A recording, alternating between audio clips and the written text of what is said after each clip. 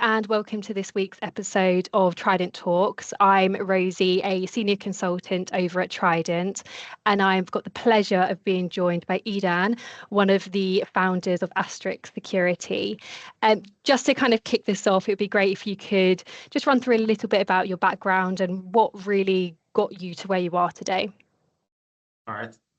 So first of all, Rosie, thank you for having me here. I really appreciate the opportunity to have this chat today. And yeah, my name is Idan. I'm one of the co-founders at Astrix. Astrix is a cybersecurity company, obviously, and we created a category called non-human identities. Not a problem that we invented, a problem that existed, but we really contributed highly to the opportunity to solve some of the aspects of these problems. And recently, we have extended our capabilities to the space of AI agent security.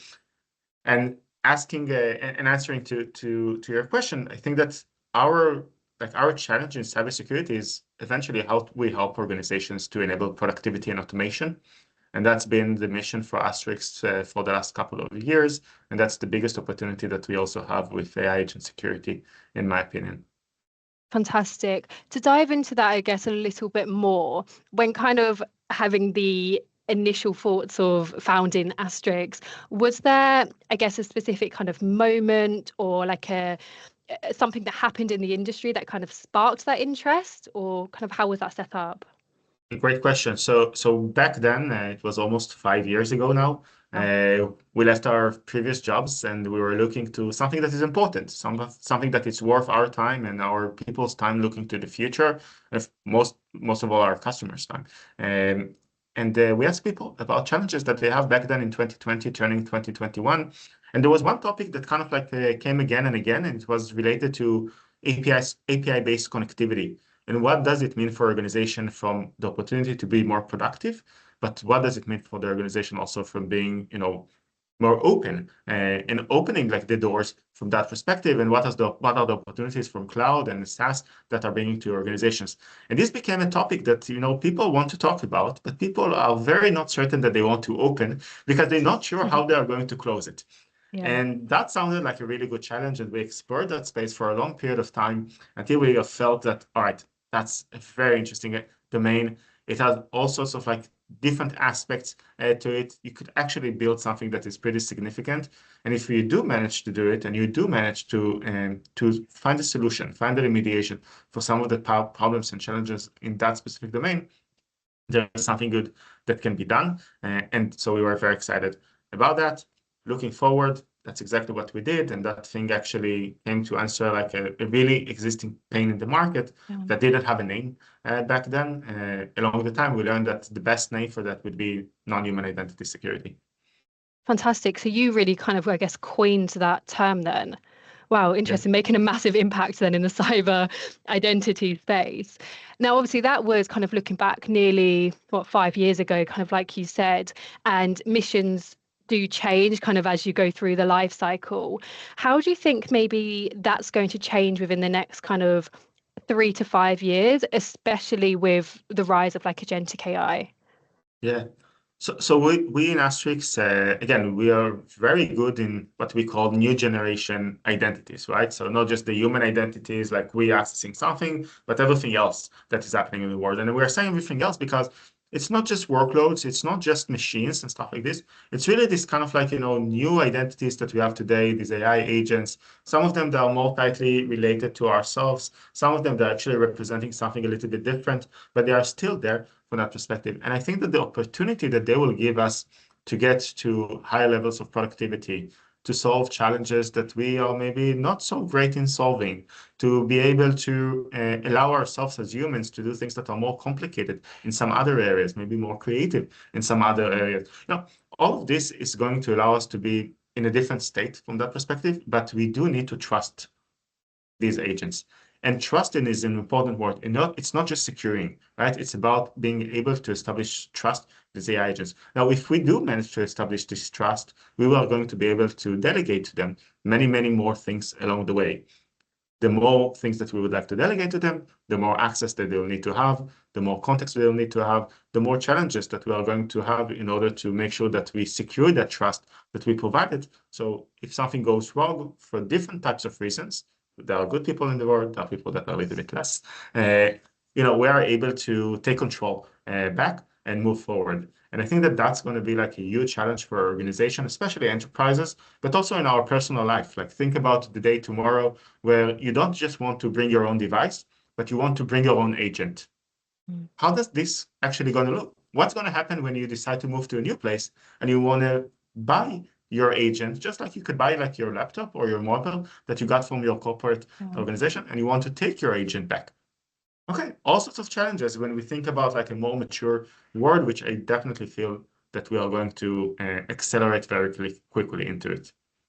You mentioned kind of trust there, and I think it's always a conversation when it comes to, I guess, like AI in general, but more specifically in this conversation, kind of AI agents.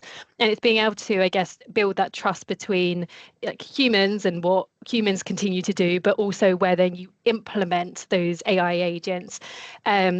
It's the same even in kind of what we do in the recruitment and headhunting kind of space. We implement like autonomous kind of workflows. That means our life, maybe we get 30% of our time back to do what we actually need to do, which is speak to candidates and clients and everything like that. Obviously in security, it's slightly different. How are you building trust kind of, I guess, in Astrix specifically? Great question. So I think that the difference between a regular automation and an agent is that a regular automation is a little bit more predictable. To some extent, it's mostly predictable. An agent could be a little bit less predictable. And you might not think about all of the specific use cases and niche use cases, which may be going to make the agent work a little bit different than you expected. And our perspective is that, all right, like we as humans want to provide more trust into the agents. But if you provide more trust, it means that you are driving faster, right? And the regular analogy in cybersecurity is that, all right, if you are driving faster, wear a seatbelt, right? Get all of the protective mechanisms in order to make sure that if something bad happens, you are protected. And that's what we need to do, for my opinion, like when you think about securing these agents. So, right, what type of access they should have? How long does this access should be happening? How easy it actually to give access and to take access from that standpoint? We recently launched a product called ACP, Agent Control Plane. The idea of Agent Control Plane is really to be able to allow organizations that want to adopt agents in scale to bring this level of control to the agents that they are having. What type of agents? What type of access? How do we continuously audit and monitor them? What do we know that they are doing? What are the things that we are expecting them to do versus the things that are not? When do we decide that we actually deploy something new?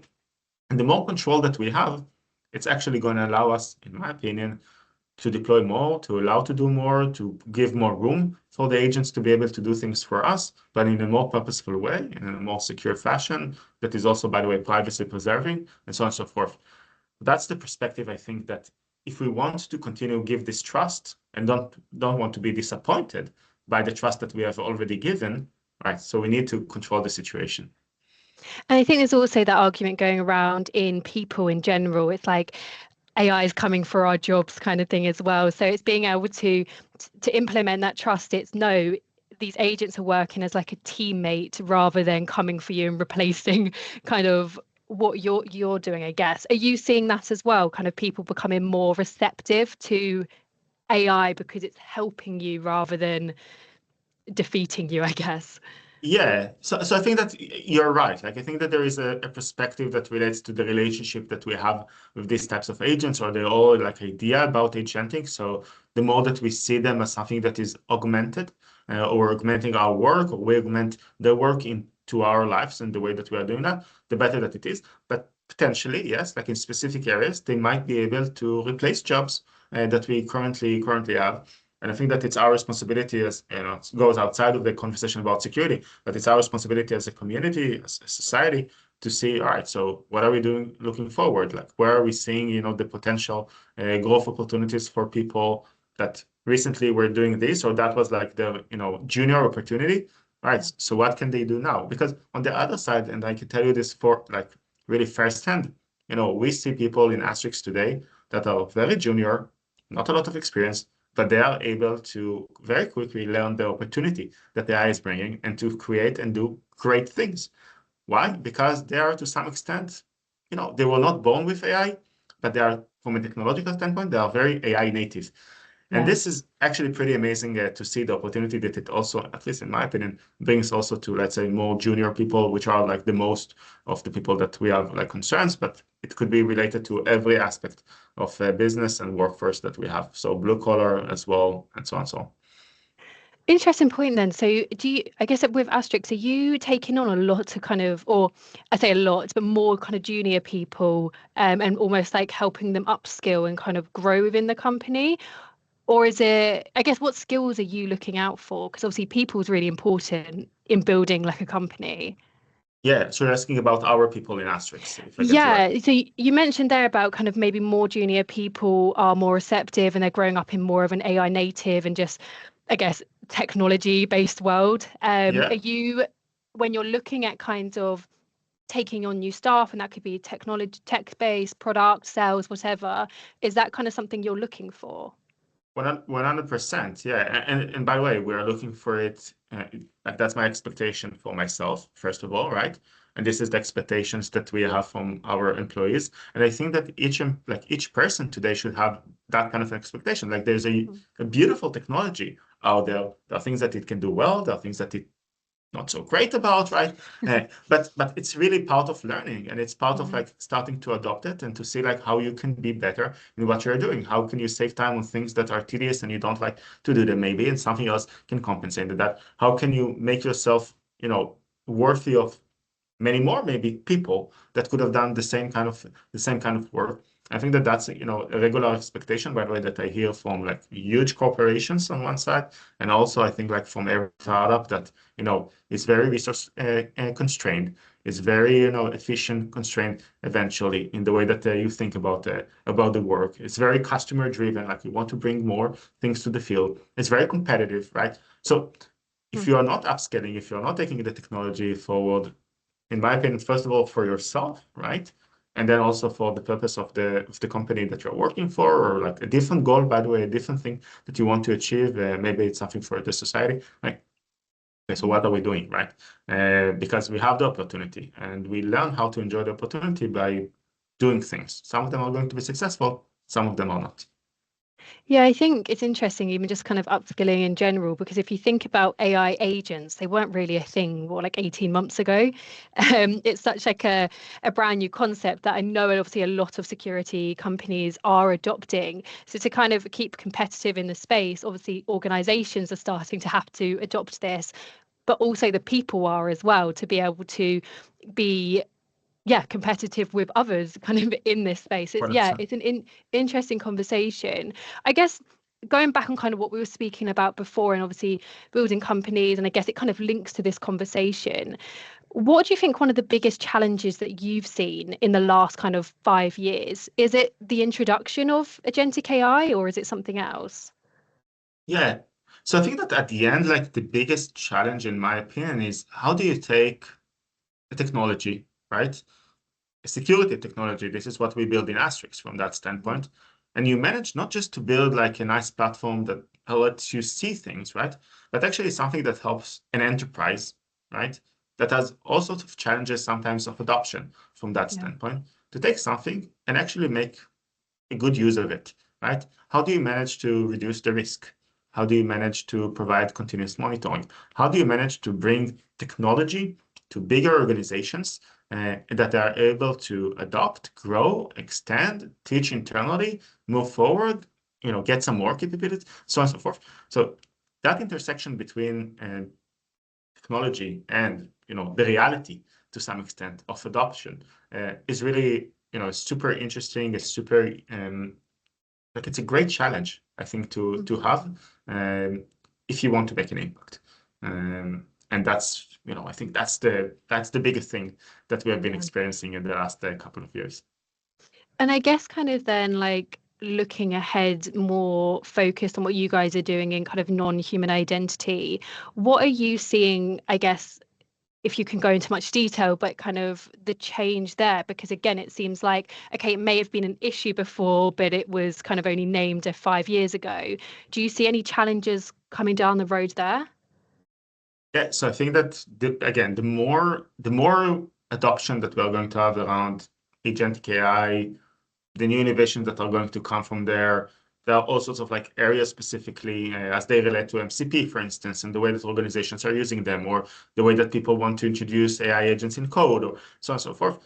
All of these things are actually accelerating the challenge of generally non-human identities, but also they create new challenges. And our perspective in general is that identity is the behavior. And I believe, Rosie, maybe you can think about it from your perspective as well. Like, I am who I am, mostly because of how I behave, and not because it's written in some identity card that I have. And if tomorrow I behave differently, it's going to be differently. And for AI agents, it's even more so than what we used to think about non-human identities.